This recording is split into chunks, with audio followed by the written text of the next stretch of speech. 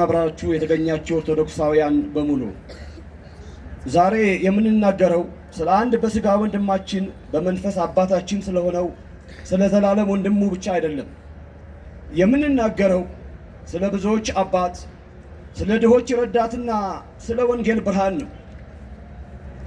መምህር ዘላለምን በስጋ መለየታችን ለአንጀታችን እጅግ የሚከብድ ለቤተሰባችንም መሪር ሐዘን ቢሆንብንም እርሱ ግን አስቀድሞ በመልካም ስራው በሰማይ ቤቱን ሰርቶ እንደነበር እናምናለን።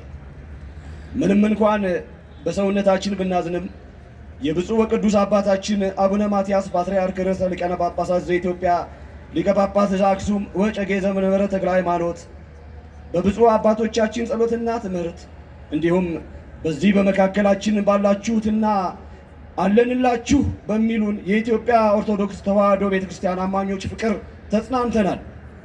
እርሱ የሄደው ወደ ፈጠረው አምላክ ሁላችንም ወደማንቀርበት ሰማያዊ ስፍራው ነውና ለቅሷችን፣ ሐዘናችን የናፍቆትና የፍቅር እንጂ ተስፋ እንደሌላቸው አናዝንም። ሐዘናችን እጅግ በተስፋ የተሞላ ነው። ከዚህ ቀጥዬ የወንድሜን የመምህር ዘላለም ወንድሙን የወልደ ሰማያትን የሕይወት ታሪክ አቀርባለሁ። ውልደትና የልጅነት ዘመን መምህር ዘላለም ወንድሙ ስመ ጥምቀቱ ወልደ ሰማያት ከአባታቸው ከአቶ ወንድሙ ተማምና ከእናታቸው ከወይዘሮ ትክክል ወርቅ ገብረየስ ነሐሴ 17 ቀን 1969 ዓ.ም በታሪካዊቷ ደብረ ሲና ከተማ ተወለደ። ገና በለጋነት የቤተ ክርስቲያንን ጠረን እየሳበ በዘመኑ አብዛኞቻችን እንወስድ የነበረውን የፊደል ቆጠራን ወይም የቄስ ትምህርቱን በየኔታ ታመነ እግር ስር ቁጭ ብሎ ተምሯል። የትምህርት ጉብዝናና የቅንነት መገለጫ በትምህርቱ እጅግ ብሩህ የነበረው መምህር ዘላለም በሰበታ ከተማ በነበረው የትምህርት ቆይታው ሁልጊዜም ከአንደኝነት አይወርድም። በተለይም የአንደኛና የመለስተኛ ሁለተኛ ደረጃ ትምህርቱን በሙልጌታ ገድሌ ሲማር ሁሌም አንደኛ ነበር የሚወጣው። በተለይም በስድስተኛና በስምንተኛ ክፍል የሚኒስትሪ ፈተናዎች 100% በማምጣት አስደናቂ ውጤት አስመዝግቧል። የሚገርመው ግን ዕውቀቱ ለራሱ ብቻ አልነበር። ለሂሳብ ትምህርት የነበረው ልዩ ተሰጥኦ መምህራኑ በማይኖርበት ጊዜ እርሱ መምህር ሆኖ ጓደኞቹን ሁሉ ያስተምር ነበር። ይህ ሌሎችን የማብቃት መልካም ባህሪው ገና በልጅነቱ አብሮት ያደገ ጸጋው ነበር። የቅዱሳን በረከትና የመንፈሳዊ ብስለት ምንጭ መምህር ዘላለም ወንድሙ በዘመናዊ ትምህርቱ ውጤታማና አንደኛ ሆኖ እንዲወጣ ያደረገው ሚስጥር በሰበታ ከተማ በሚገኘው በታዋቂው ጌቴሴማኒ ቤተ ደናግል ጠባባት የእናቶች ገዳም ያገኘው የጸጋ በረከት ነው። ይህ ገዳም ለመምህር ዘላለም የእውቀቱ ብቻ ሳይሆን የቅድስናና የጥበብ ምንጭ ነበረ። የወንጌል ጡት የጠባባት ስፍራ መምህር ዘላለም ገና በልጅነቱ ከኩዮቹ ተለይቶ በዚህ ገዳም ስር የወንጌል ትምህርቱን እየቀሰመ አድጓል። በቅዱሳት መጻሕፍትና በስብከተ ወንጌል ትምህርት አንደበቱ የረታ ሚስጥር የሚዘረዝርና ልብን የሚነካ አገልጋይ ሆኖ የወጣው በዚህ በቅዱሳን እናቶች ጸሎት በታጀበ ገዳም ውስጥ በነበረው ጥልቅ መንፈሳዊ ልምምድ ነው። የሁለት ዓለማት ጥበብ መምህር ዘላለም በዘመናዊ ትምህርት ቤት የነበረውን ስኬት ከመንፈሳዊ ሕይወቱ ጋር እጅግ በሚያስደንቅ ሁኔታ አጣጥሞት ነበር። ከትምህርት ቤት መልስና በዓላትን ጠብቆ ወደ ገዳም በመሄድ ቅዱሳት መጻሕፍትን በመመርመር ያሳልፍ ነበር። ለብዙዎቻችን ከባድ የሆነውና የማይመረመረው መጽሐፍ ቅዱስ ለመምህር ዘላለም ግን እንደ ውዳሴ ማርያም በየዕለቱ የሚደገም በልቡ የተጻፈና በቃሉ የያዘው መዝሙሩ ነበር። ይህ የመጽሐፍ ቅዱስ ጥናቱና ጸሎቱ ነው በሰበታና በሄደበት ሁሉ አንደበቱ እንደ ማር የሚጣፍጥ ቃሉ እንደ ሰይፍ የሚቆርጥና እንደ ቅቤ የሚለሰልስ እንዲሆን ያደረገው። በዚህ ገዳም ውስጥ ያሳለፈው ጊዜ መምህር ዘላለምን ገና በልጅነቱ የበሰለ አድርጎታል። በጌቴሴማኒ ቤተ ደናግል ጠባባት በሰንበት ትምህርት ቤት ሲያገለግል ሲማርና ሲጸልይ የቆየው ዘላለም ለኢትዮጵያ ኦርቶዶክስ ተዋሕዶ ቤተክርስቲያን ብርቅዬ እንቁ ሆኖ የተበረከተው ከዚሁ እቶን ውስጥ ተኩሎ በመውጣቱ ነው። ይህ በልጅነት የቀሰመው የወንጌል ፍቅር ነው በኋላ ላይ እስከ አፋር በረሃ እስከ ደቡብ ኦሞ የጂንካ ጫካዎችና እስከ አሜሪካ በመላው አውሮፓና መካከለኛው ምስራቅ አድማሳት ድረስ ወንጌልን በኃይልና በሚስጥር እንዲያስተምር ጉልበት የሆነው ከአግሮ ኢንዱስትሪ ቴክኒካል እስከ ወንጌል አገልግሎት ዘላለም የከፍተኛ ሁለተኛ ደረጃ ትምህርቱን በሰበታ አጠቃላይ ሁለተኛ ደረጃ ትምህርት ቤት የተማረ ሲሆን ባገኘው የላቀ ውጤትም ወደ ወሊሶ አግሮ ቴክኒካል ስኩል በመግባት ከ1983 እስከ 1985 የ3 ዓመት የሙያ ትምህርት በመማር በኤሌክትሪሲቲ በዲፕሎማ ቢመረቅም የልቡ ጥሪ ግን የያዘው የሰውን ልጅ በወንጌል ኤሌክትሪክ ማብራት ነበር። በወሊሶ ቆይታው ከብፁዕ አቡነ ዲዮስቆሮስ የቀድሞ አባ ወልደ ትንሣኤ ግዛው እግር ስር ሆኖ በሰንበት ትምህርት ቤት አገልግሎቱን ጀመረ። የ12ኛ ክፍል ውጤቱ ለከፍተኛ ኮሌጅ ቢያበቃውም እርሱ ግን የእግዚአብሔር መንግሥት ትቀድማለች ብሎ ራሱን ለቤተ ክርስቲያን አገልግሎት አሳልፎ ሰጠ። ብፁዓን ሊቃነ ጳጳሳት፣ የገዳማት አድባራት አባቶች የሚሰጡትን ምስክርነት ሳያካትት ካከናወናቸው ዋና ዋና ስራዎች በጣም እጅግ በጣም ባጭሩ ደቡብ ኦሞ ገጠራማ ስፍራዎች መምህር ዘላለም ወንድሙ ስለ ጥምቀቱ ወልደ ሰማዕት የከተማ አገልጋይ ብቻ አልነበረም።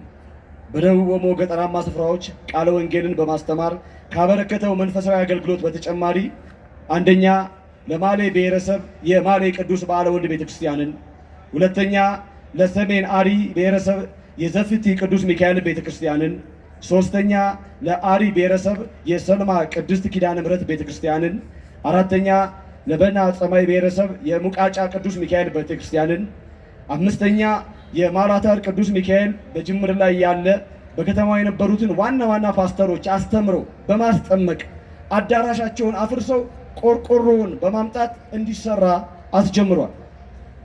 ጉሙዝ፣ ጋምቤላ፣ ጂንካ። መምህር ዘላለም ወንድሙ ስመ ጥምቀቱ ወልደ ሰማዕት በ2003 ዓመተ ምህረት ከጠረፋማውና ከገጠሪቱ የሀገራችን ክፍሎች የተውጣጡ 38 ልዩ ልዩ ቋንቋ ተናጋሪ ደቀ መዛሙርትን መልምሎ ከየሀገረ ስብከታቸው ማስረጃ ጽፎ በማስመጣት ሙሉ የስልጠና ወጪያቸውን በመሸፈን በጽርሐ ጽዮን የስልጠና ማዕከል እንዲማሩ በማድረግ ስልጠናቸውን ሲያጠናቅቁ የአገልግሎት ልብስና መጽሐፍ ቅዱስ ገዝቶ በመስጠት ወደ የመጡበት አካባቢ ተመልሰው በቋንቋቸው እንዲያገለግሉ አድርጓል። ጅጅጋ መምህር ዘላለም ወንድሙ ስመ ጥምቀቱ ወልደ ሰማዕት ሐምሌ 28 ቀን 2010 ዓ.ም በጅጅጋ በደረሰው ችግር የተጎዱትን ለማጽናናት በስፍራው ጉባኤ በማዘጋጀት ማህበረ ምዕመናንን ከማጽናናቱ በተጨማሪ ሰዎችን በማስተባበር ከ1,500,000 ብር በላይ በማሰባሰብ በወቅቱ ለተጎዱ የሀገረ ስብከቱ ማህበረ ካህናት ድጋፍ እንዲያገኙ በመርዳት የቤተ ክርስቲያን ልጅነቱን አሳይቷል።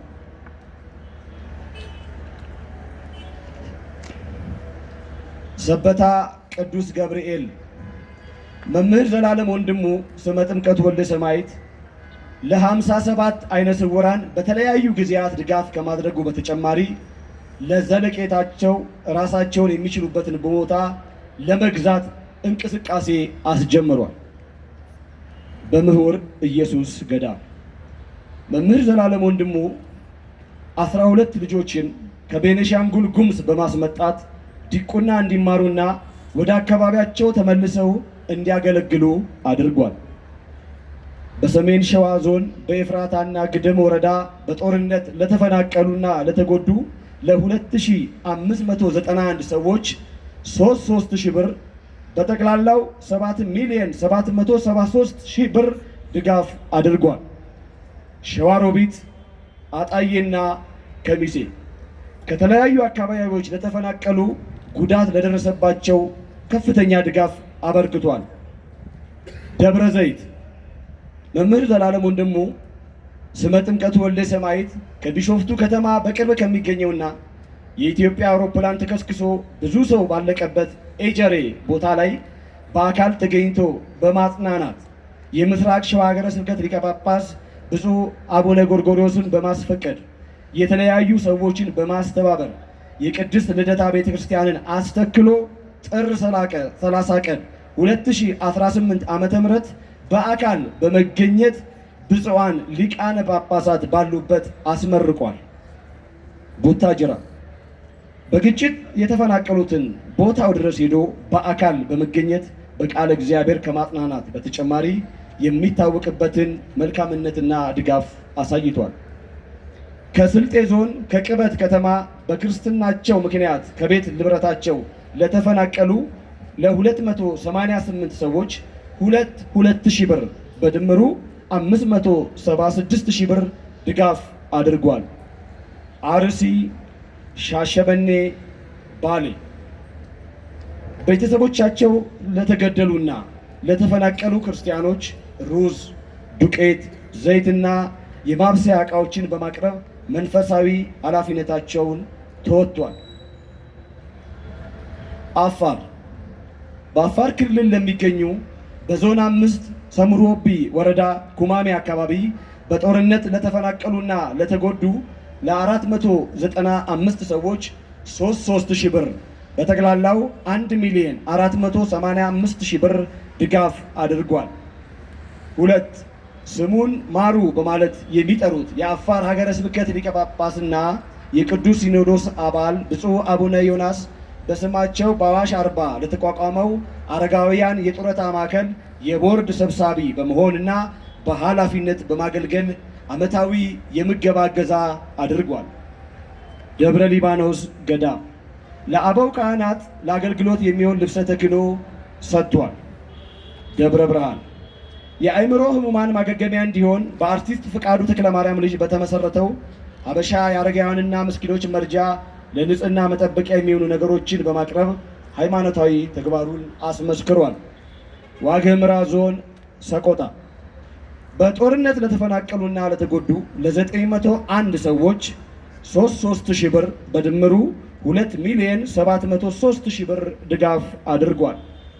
ደባርቅ ወረዳ በጦርነት ለተፈናቀሉና ለተጎዱ ለ294 ሰዎች 3,000 ብር በድምሩ 882,000 ብር ድጋፍ አድርጓል። ጎንደር የአብነት ተማሪዎች ሲመረቁ ካባ አልብሷል። አዲስ አበባ አንደኛ የዲዲያ መንፈሳዊ ማህበር እሁድ ከ5 እስከ 7 ሰዓት በቃለ እግዚአብሔር በሃይማኖት በምግባር እንዲጸኑ እንዲያድጉና እንዲበረቱ ከማስተማር በተጨማሪ ወላጆቻቸውን በሞት ላጡና ለችግር የተጋለጡ ልጆችን በማስተማር ራሳቸውን እንዲችሉ ድጋፍ አድርጓል። በአዲስ አበባ ማረሚያ ቤቶች ለሚገኙ እስረኞች ለዳግም ትንሣኤ የምግብ ድጋፍ አድርጓል። ሁለተኛ የዲዲያ የህፃናት መርጃ የዲዲያ የህፃናት መርጃ ድርጅት በመምህር ዘላለም ወንድሙ መስራችነትና አስተባባሪነት በበጎ አድራጎት የተሰማራ ሀገር በቀል ድርጅት ሲሆን ድርጅቱ ያለ ሃይማኖት፣ ያለ ዘር፣ ያለ ቋንቋ ልዩነት ወገናዊ ድጋፍ በማድረግ የሚታወቅ ድርጅት ነው። በኢዲዲያ የህፃናት መርጃ ድጋፍ ለሚደረግላቸው ልጆች ከ2008 እስከ 2018 ባሉት ለ12 ዓመታት ከ2650 በላይ ለሆኑ ልጆች ከ15 ሚሊዮን ብር በላይ ወጪ በማድረግ ወገናዊ ድጋፉን በማድረግ ላይ የሚገኝ ሀገር በቀል ድርጅት ሲሆን በአሁኑ ወቅት 200 ልጆችን በመርዳት ላይ ይገኛል። ሶስተኛ በአዲስ አበባ ዙሪያ በዝቅተኛ ኑሮ ለተቸገሩ 1000 ሰዎች 3,000 ብር 30,000 ብር ድጋፍ አድርጓል። በየሳምንቱ አራተኛ ነው ይሄ ረቡዕና ዓርብ የሚደረግ የምሳ ምገባ ሀ ቂርቆስ 80 ልጆችን፣ ለሳሪስ አቦ 148 ልጆችን፣ ሐመሯ የካ ሚካኤል 72 ልጆችን በአጠቃላይ ለ300 አቅመ ደካሞች ረቡዕና ዓርብ የምሳ ምገባ ድጋፍ አድርጓል። 5 ሽንቁሩ ቅዱስ ሚካኤል ለሚገኙ ጸበልተኞች ዘይትና ዱቄት ድጋፍ አድርጓል።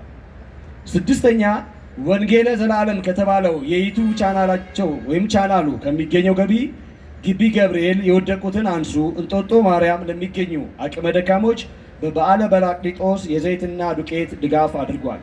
መምህር ዘላለም ወንድሙ ስመ ጥምቀቱ ወልደ ሰማዕት ለአገልግሎት በሄዱበት በሀገር አሜሪካ ባጋጠማቸው ድንገተኛ ሕመም የካቲት 28 ቀን 2018 ዓመተ ምህረት በተወለዱ በ49 ዓመታቸው ከዚህ ዓለም ድካም አርፈዋል።